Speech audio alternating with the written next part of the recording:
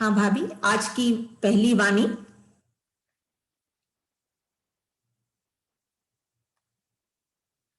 One 89। सत्कार करूं,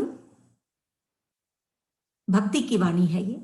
सत्कार करूं, सत्य कार्य करूं, यही सत्कार।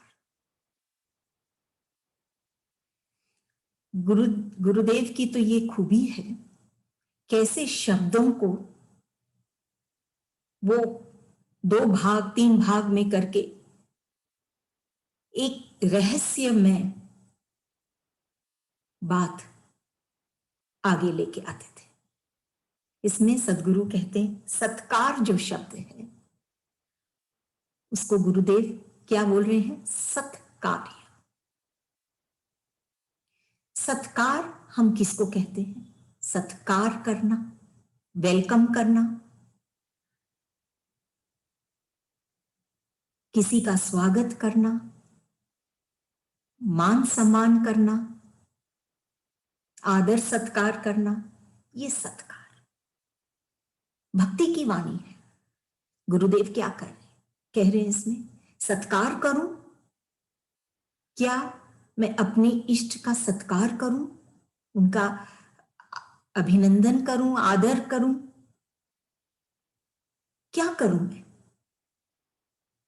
तब गुरुदेव बोलते हैं सत्कार्य करूं। उनके मन में ये बात आ रही है कि खाली हम कोरा सत्कार या मान सम्मान हम किसी को देते हैं, इससे हम क्या पाते हैं? और ये बात हम सोचें, क्योंकि हम कई बार हम लोगों को उनका मान सम्मान करते हैं जो कोरा है, उसमें कोई भाव नहीं, उसमें कोई आनंद नहीं, सिर्फ बाहर की बात है, व्यवहार की बात है, संसार में करने की बात है। तब सदगुरु बोलते हैं कि सत्कार करूं, क्या यही करूं मैं कि ईश्वर या गुरुदेव का मैं सिर्फ सत्कार करूं, ऊपरी बातें सिर्फ बाहर से मैं उनका मान सम्मान करूं? नहीं, सत्य कार्य करूं, सत्य कार्य करूं कि मैं अपने भीतर को भी अपने बाहर के कार्य से जोड़ूं, तब पूर्णता आएगी उस कार्य में और उस सत्कार में। भीतर की क्या स्थिति है हमारी और बाहर की क्या है? कई बार भीतर में कोई भाव नहीं, कोई फीलिंग नहीं, कोई अपनापन नहीं, फिर भी हम बाहर में सत्कार कर रहे हैं।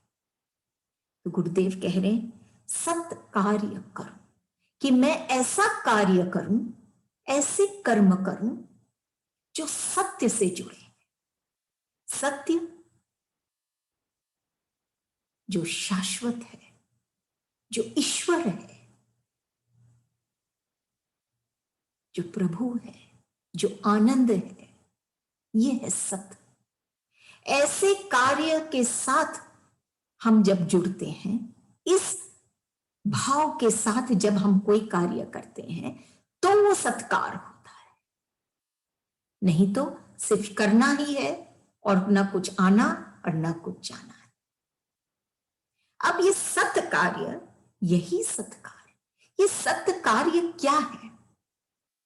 ये वो कार्य है जो हमारे स्व से जुड़े हैं, क्योंकि स्व ही सत्य है। ये दुनिया जो हमको दिख रही है, ये असत्य है। बाहर की दुनिया असत्य है, गुरुदेव समझाते हैं। हम तो इस चीज को कैसे माने, क्योंकि हमको तो दिख रही है, ये तो सत्य है। लेकिन गुरुदेव समझाते हैं ये असत्य है। क्यों? क्योंकि ये हमेशा नहीं रहने वाली है, परिवर्तनशील है। लेकिन इस परिवर्तनशील संसार में या ये स्थूल की दुनिया में अगर हम उस निराकार से जुड़े जो हमको नहीं दिख रहा है, तो सत्य कार्य हुआ। जैसे उदाहरण के रूप में हम एक चित्र को देखते हैं, किसी आर्टिस्ट ने एक पेंटिंग बनाई, बहुत सुंदर है। अगर हम उस पेंटिंग के साथ जुड़ेंगे तो हमको क्षणिक अच्छा लगेगा। या कोई गायक है, वो बहुत सुंदर गा रहा है, अगर हम उस गायक के उस गायकी के साथ जुड़ेंगे तो हमको क्षणिक अच्छा लगेगा। जब वो बंद हो जाएगी या वो अगर वो चित्र हमारे आगे से निकाला गया, हटाया गया, तो बात खत्म। फिर वही बात, फिर वही बेचैनी, फिर वही नहीं अच्छा लगना। लेकिन अगर हम उस चित्रकार से जुड़े, अगर हम उसके साथ जुड़े, अगर हम उसके साथ जुड़े, अगर हम उसके साथ जुड़े जो उस गायक के भीतर में, उस गायक के अंदर उस साज सजा रहा है, तो हम वो आनंद हमेशा पाते रहेंगे। सिर्फ वो गायक में ही नहीं, हम अपने में भी पाएंगे और हर जगह पाएंगे। तो सदगुरु क्या कह रहे हैं, ये बहुत गहरी वाणी है। सत्कार करूं या सत्कार्य करूं, हमको देखना है कि हम क्या कर रहे हैं, हम किस भाव से कर रहे हैं, हमारी एटीट्यूड क्या है। एक चीज और, सत्कार्य, जो कार्य, अगर हम उदाहरण के रूप में लें, थोड़े दो चार हम लेते हैं कि सत्य कार्य क्या, कि हम इस भूमि में, हम भूमि में हम बीज डालते हैं, यहां तक कि मल भी डालते हैं मैन्योर के रूप में, लेकिन फिर भी वो गाछ हमको क्या देती है, मल लेती है और देती है फल। ये है सत्कार्य।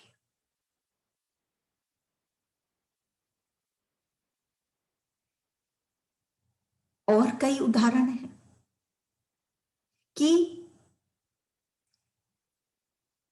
अलग अलग जो ये तत्व है हमारे, इससे अगर हम जुड़ते हैं तो हम कहेंगे सत्कार्य, कि ये भूमि का जो तत्व है उसका ये कार्य है कि वो एक लेती है और 100 गुना हमको देती है। ये है सत्कार्य, क्योंकि वो सत्य से जुड़ी है। वो फूल जो खिला है वो एक सिर्फ एक जन को खुशबू नहीं देता, जो भी उसके करीब आता है उसको देता है। सत्कार्य,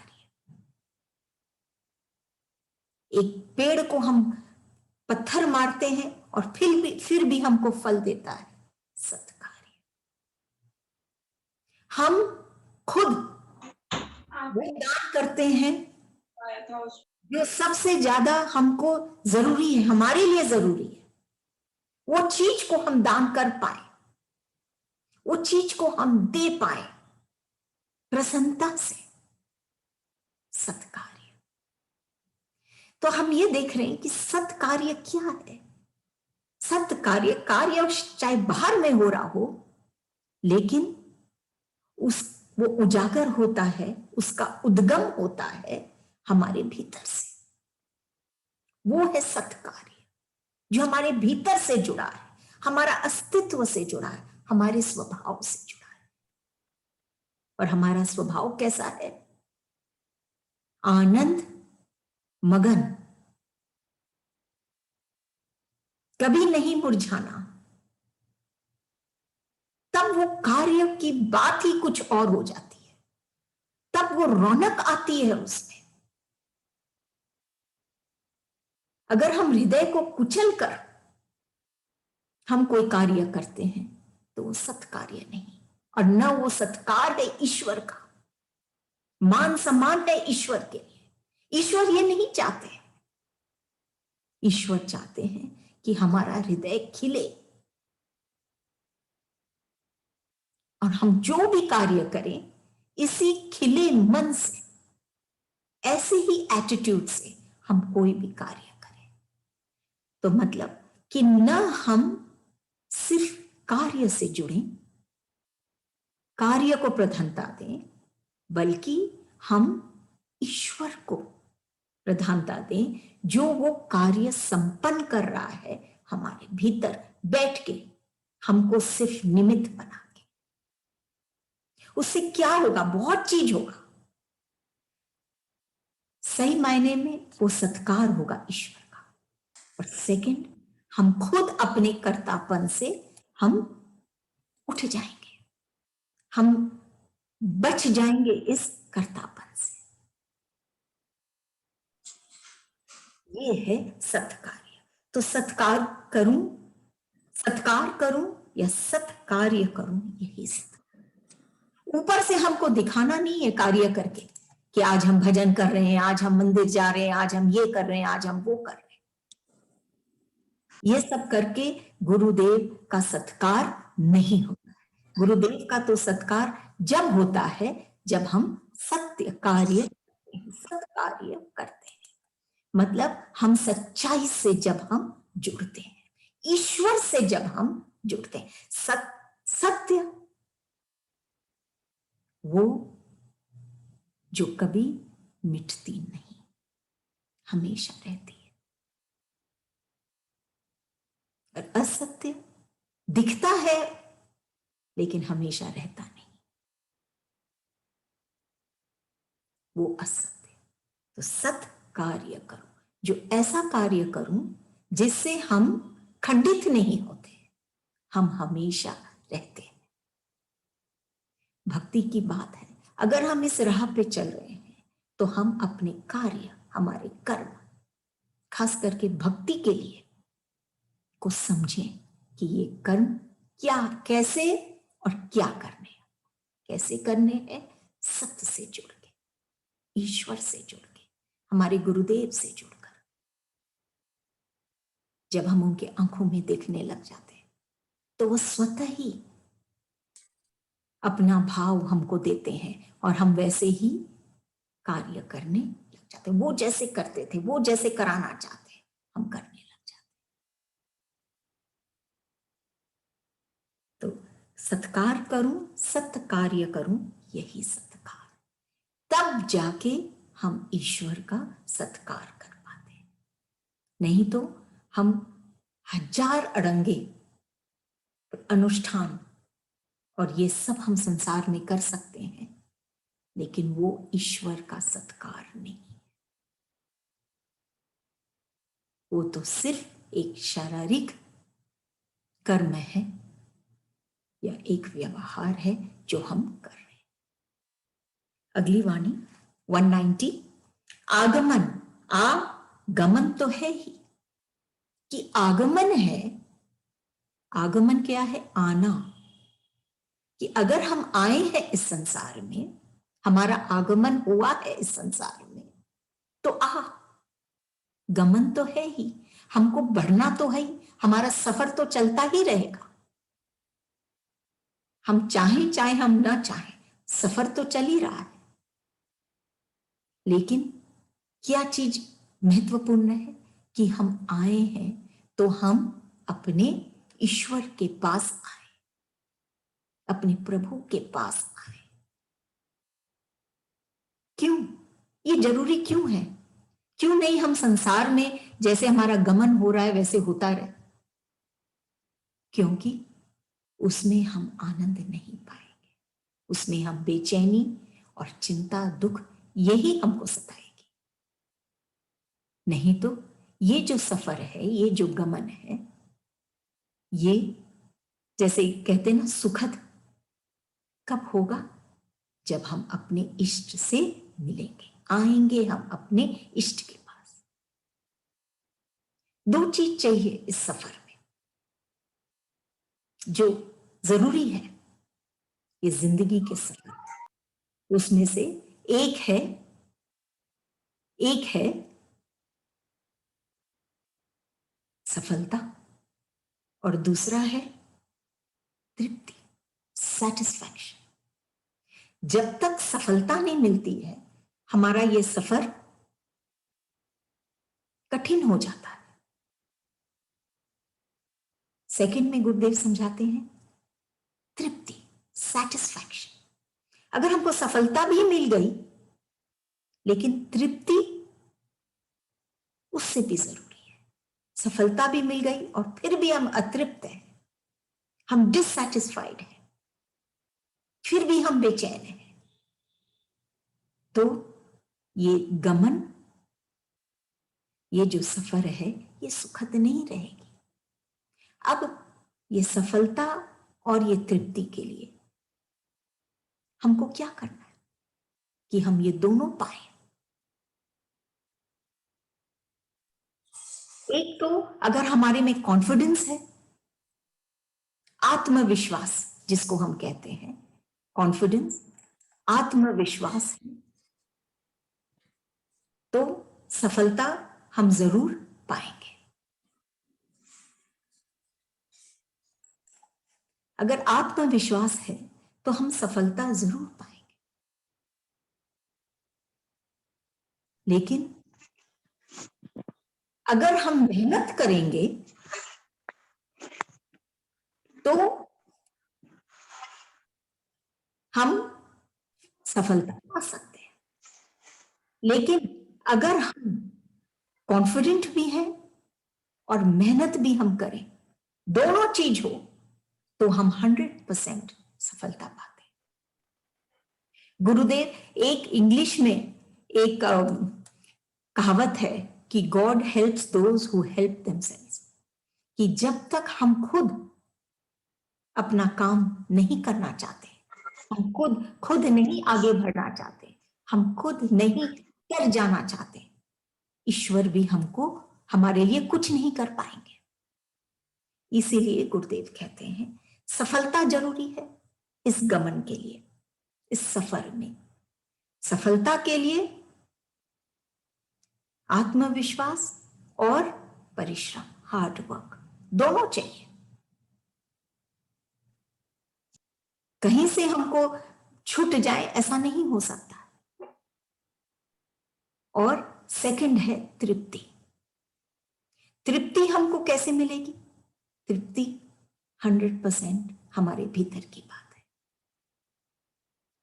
सफलता फिर भी और लोग अनुमान लगाते हैं हमारे बारे में कि वो इतना सफल है, वो ऐसा है, इतना प्रतिशत सफल है, ऐसे है वैसे है।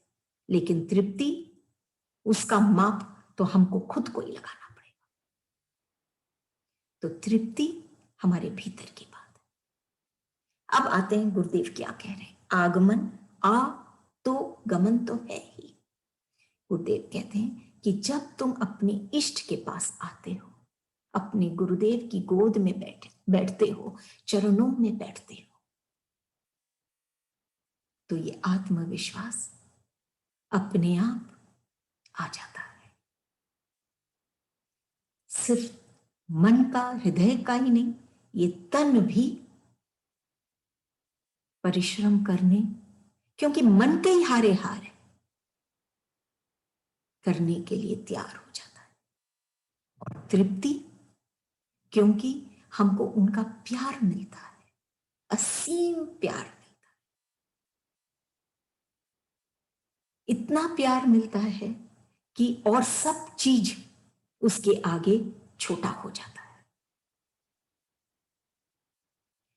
अपने आप तृप्ति आने लग जाती कि जो मिला है, जो सफलता हम पाए हैं, वो पर्याप्त है, क्योंकि हमको उनका प्यार, जब वो खुद हमारे पीठ को थपथपाते हैं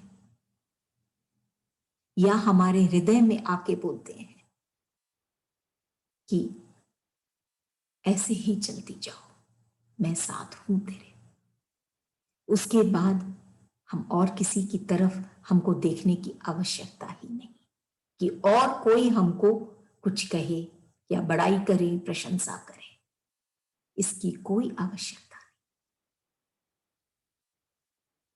ये अध्यात्म का जो रास्ता है ये खुद के लिए, स्वयं के लिए, अपने ही स्वभाव में जाने के लिए। तब गुरुदेव कहते हैं आगमन आ, गमन तो है ही, नहीं तो सफर तो चलता ही रहेगा। कब अंत समय आ जाएगा पता ही नहीं चलेगा। लेकिन अगर इस सफर को सुंदर बनाना है, सुखद बनाना है, तो आ गुरु की शरण में। जो अच्छा प्राणी होता है, जिसको हम कहते हैं संसार में वो बहुत अच्छा है, बहुत लूजली हम ये बात कहते हैं, लेकिन हाँ हम कहते हैं किसी किसी के लिए वो बहुत अच्छा है। वो क्या है? अच्छा है इसका मतलब वो लोगों के यादों में है, लोग उसको याद करते हैं, इसलिए हम कहते हैं वो अच्छा है। किसी के लिए हम कहते हैं वो बहुत भला है। भला है तो वो कभी कभी इतना अच्छा है, भला है कि वो हमारे सपनों में भी आते हैं, मतलब हम उनसे और जुड़ जाते हैं। लेकिन जो व्यक्ति सिंसियर है, सच्चा है, अपने स्वभाव में जीता है, सच्चा मतलब अपने स्वभाव में जो जीता है, सिर्फ अच्छे कार्य बाहर में नहीं करता, बल्कि अपने भीतर के स्वभाव में जो जीता है, वो जो इतना सिंसियर है वो हमारे दिल में रहता है। क्या तो हमारी यादों में, क्या हमारे दिल। अच्छे लोग तो यादों में रहते हैं, लेकिन गुरु अपने स्वभाव में जो सिंसियर है, उनका एक ही लक्ष्य है, हमारा हित, वो हमारे दिल में रहते हैं। उनको हम कहते हैं गुरु, हमारे गुरु या हमारे गुरुदेव या संत। ऐसे संत के साथ जब हम जुड़ते हैं तो हमारा ये आगमन सुंदर होता है, ये सफर सुंदर होता है, ये दुनिया में आना सार्थक होता है। नहीं तो हम ऐसे ही रोते रोते चले जाते। प्रेमा पात्र कोडिना अगली वाणी पात्र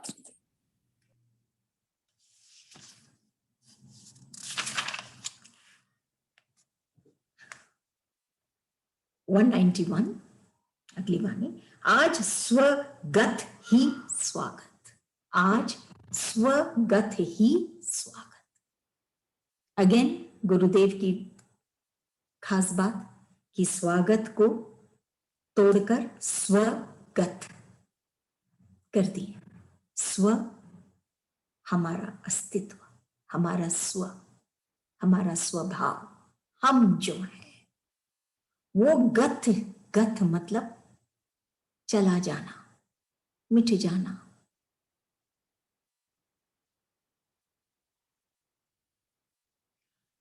वो खो गया है, इसीलिए और उसी कोई लोग, उसी का ही स्वागत है आज।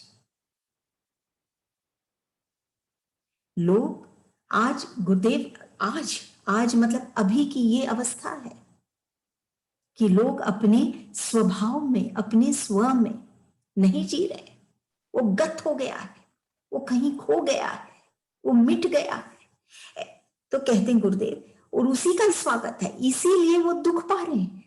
भक्ति की वाणी है कि स्व में जियो, अपने स्वभाव में जियो, अपने स्वभाव को गत मत होने दो।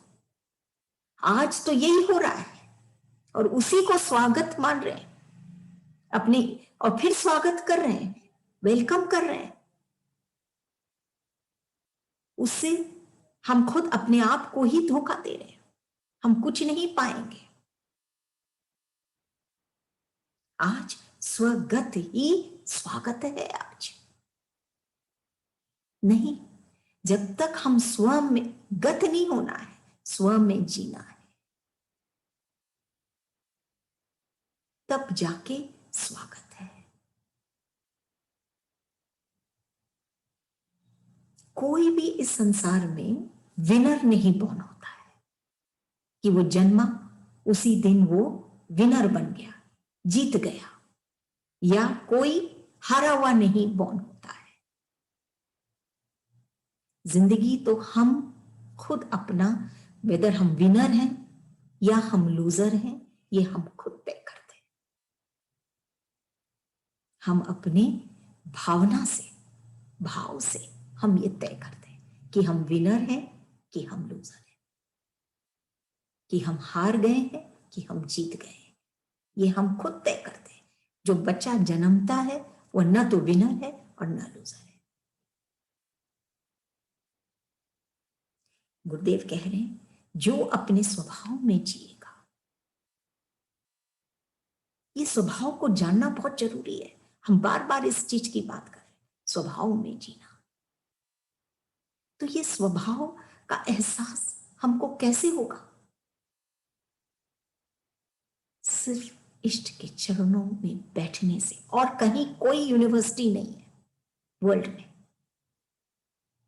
जो हमको इस स्व की बात खाली कह सकते हैं, लेकिन हमको उसमें जीना सिखा नहीं सकते। वो तो सिर्फ एक गुरु सिखा सकता है, गुरुदेव सिखा सके। वो खुद जीते हैं, इसीलिए वो सिखा सकते हैं। वो उस सब्जेक्ट में, जैसे यूनिवर्सिटीज में जो लेक्चरर्स होते हैं वो उस सब्जेक्ट में माहिर होते हैं, तभी वो सिखा सकते हैं। स्व में वो जीते, उनके पास बैठने मात्र से हम अपने स्वभाव में जीने लग जाते हैं। और ये जितना निरर्थक, ये जो ऊपर से हम ये क्रोध और ईर्ष्या और ये सब जो हम पाल लिए हैं, वो सब अपने आप मिटने लग जाता है।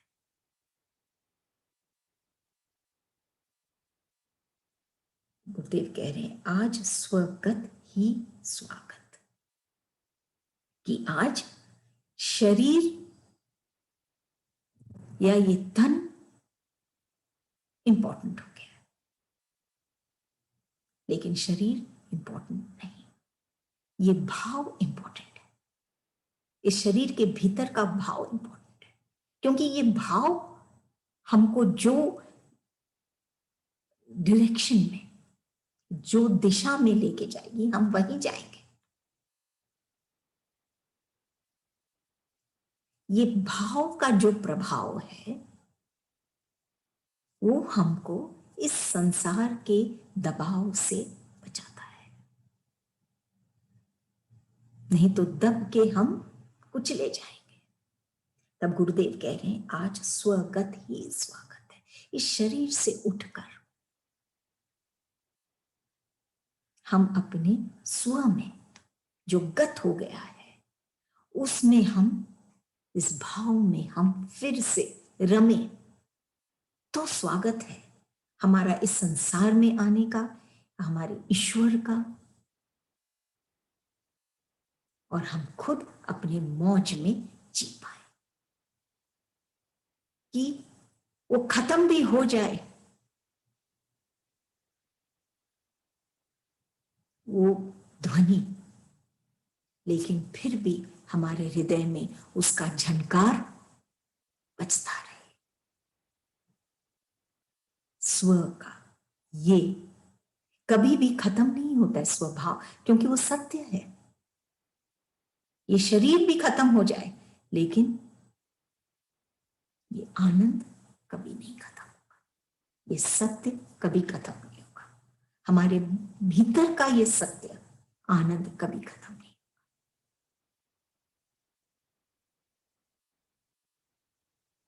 हम पौष्टिक खाना खाते हैं, लेकिन ईश्वर ही है जो इस खाने को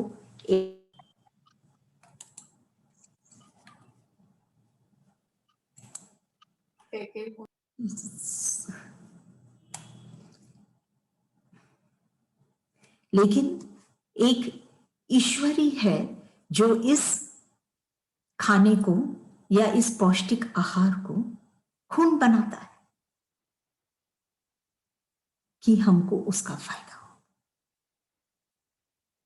सूर्य रोज सुबह उदय होती है, इसमें दो बात नहीं है, लेकिन ईश्वर ही है जो इस प्रकाश में भी उस इंद्रधनुष को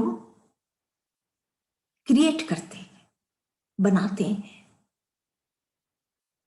हम कितना ही कुछ कर लें, अच्छा खाना खा लें, अच्छा ये कर लें, अच्छा वो कर लें, या प्रकृति में भी सूर्य उदय हो, प्रकाश दे, जल, सब कुछ अपना अपना कार्य कर रही है, लेकिन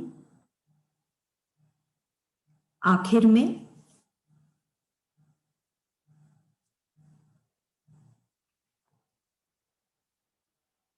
ईश्वर ही है जो उस कार्य में रंग भरता है। तभी कहते हैं कि आज स्वगत ही स्वागत। अनफॉर्चुनेटली आज लोग इस शरीर की ताकत में जी रहे हैं, उस सत्ता में नहीं जी रहे हैं जो इस शरीर में गति भर रही है, जो सत्य है, उसको उसमें नहीं जी रहे हैं।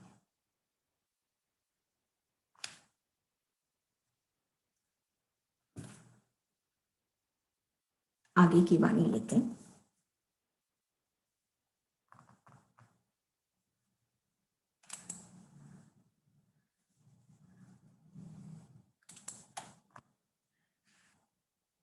वन 192 मुझे गरीब नहीं धनी बना, तेरे धन का धनी बना, निर्धनता दूर हो तन की, मन की, धन की, जन की। धन, धनी या गरीब, धनी और गरीब दो विपरीत ऑपोजिट स्थितियां हैं। कौन गरीब? जो निर्धन है, जिसके पास धन नहीं, वो उसको हम गरीब कहते हैं। सदगुरु समझा रहे हैं इसमें, मुझे गरीब नहीं धनी बना। कोई गरीब नहीं बनना चाहता, सब धनी बनना चाहते हैं, लेकिन कैसा धन? संसार में तो हम देखते हैं जो बहुत धनी लोग हैं, जिसको हम धनी कहते हैं, वो भी गरीब के समान है। क्यों? फिर भी अभाव है, फिर भी कमी है। क्यों? फिर भी भय है, फिर भी ईर्ष्या है, फिर भी लोभ है और के लिए। तो धनी कौन हुआ?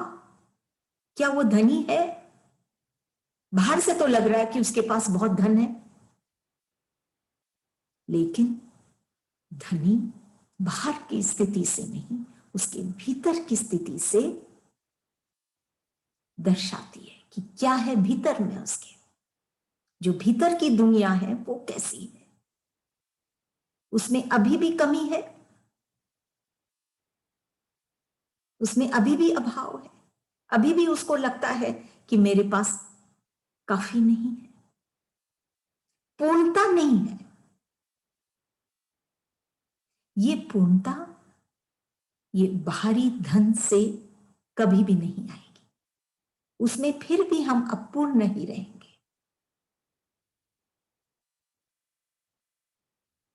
जैसे कहीं पे पढ़े थे कि इस दुनिया में हम जब किसी से मिलते हैं तो, या कोई भी रिश्ता हमारा होता है किसी के साथ भी, तो वो पूर्ण नहीं होता है, कहीं ना कहीं कोई कमी रहती है उसमें। लेकिन जब हम ईश्वर से मिलते हैं, जब हम हमारे गुरुदेव से मिलते हैं, तो पूर्णता से मिलते हैं, 100% हम मिलते हैं। क्योंकि वहां ना तो ईर्ष्या है, ना वहां पे कोई क्लेश है, द्वेष है, कुछ भी है, लोभ है, मोह है, कुछ भी नहीं, सिर्फ प्रेम है। तो हम 100% मिलते हैं। मुझे गरीब नहीं धनी बना, भक्त की स्थिति है ये। भक्त चाहता है कि वो धनी बने। भक्त और संसारी, यहीं पे फर्क आ गया। संसारी धन, भारी धन की चाह रखेगा, और ये भक्त कहता है कि मुझे भी धनी बनना है। लेकिन वो कैसा धन चाहता है? वो ऐसा धन चाहता है जो न कभी कोई उसको लेके जा सकता है, चोरी हो सकती है, न उसमें कोई कमी हो सकती है। वो सिर्फ बढ़ता ही जाता है। जितना बांटता है उससे कहीं ज्यादा वो बढ़ता चला जाता है। ऐसा धन वो चाहता है। किसके पास है ये ऐसा धन? हम बैठ के सोचें, किसके पास है ये धन जो हमको वास्तव में धनी बना सकता है? ऐसा धन हम देखते हैं सिर्फ और सिर्फ ईश्वर के पास है। और ईश्वर इस धन को हमारे संतों के पास, गुरुदेव के पास उनको देते हैं, उनको निमित्त बनाते हैं कि हम उनके पास जब जाते हैं, बैठते हैं, तो हम उस धन का एहसास हम भी कर पाते हैं और हम अपने आप को भी धनी पाते हैं।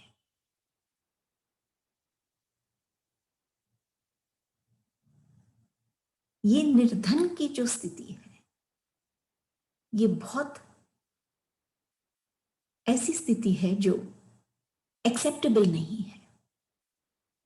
जब हर एक प्राणी धनी है तो हम क्यों अपने आप को निर्धन समझते हैं?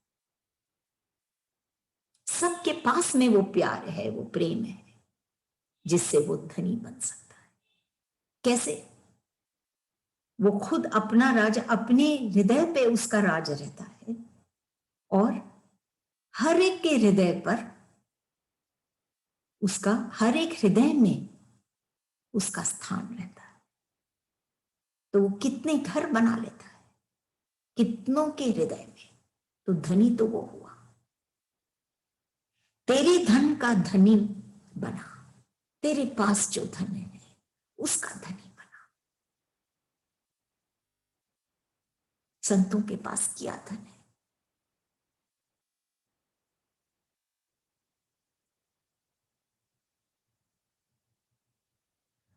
निर्धन दूर हो, निर्धनता दूर हो हमारी। क्योंकि ये निर्धनता जो है ये सिर्फ हमारे सोच में है कि हमारे पास नहीं है। तन की निर्धनता, ये कमी हमारे में, ये है, ये है। मन की, ये बहुत इंपॉर्टेंट है। मन की निर्धनता हमको आगे बढ़ने ही नहीं देती है।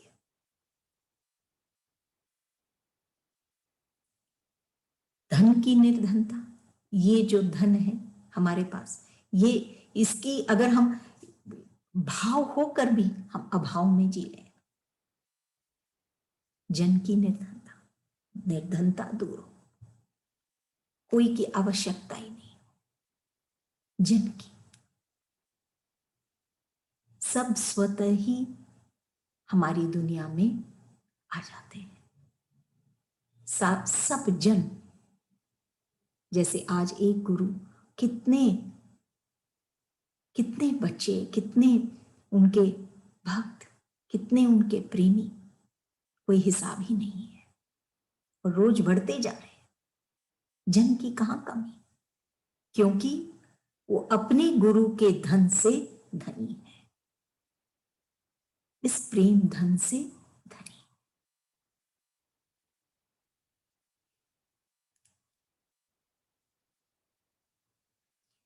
एक जो बुद्धिमान व्यक्ति है, जो कहा गया है या कहा जाता है वो उसको समझ लेता है,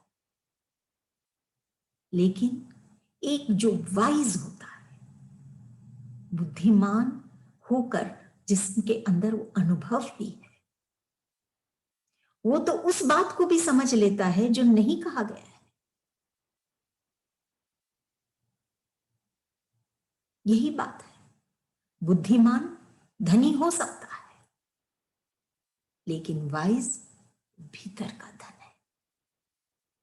भीतर से ही उसको प्रेरणा मिलती है, जो नहीं कहा गया वो भी वो जानता है, वो उसका भी उसको एहसास है। ऐसा ही है ये धन, स्थूल वाला धन बाहर का। लगता है कि हम बहुत कुछ जानते हैं, बहुत कुछ है हमारे पास, हम बहुत सुखी हैं, लेकिन जब तक ये भीतर वाला धन प्रेम का हम नहीं पाएंगे, तब तक हम उस धन का आनंद नहीं ले पाएंगे। सब कुछ होते हुए भी अगर हम उसका आनंद नहीं लें तो निरर्थक है। आखिर में बात भीतर की ही आती है। जैसे बहुत बार ये उदाहरण लिए गए हैं, जैसे एक थाली परोसी हुई है लेकिन भूख नहीं तो वो कोई काम का नहीं, नींद नहीं तो ये कोई काम का नहीं। भीतर की बात है, सब कुछ भीतर की बात है। जिस दिन हम अपने भीतर के धन को पाएंगे, हम धनी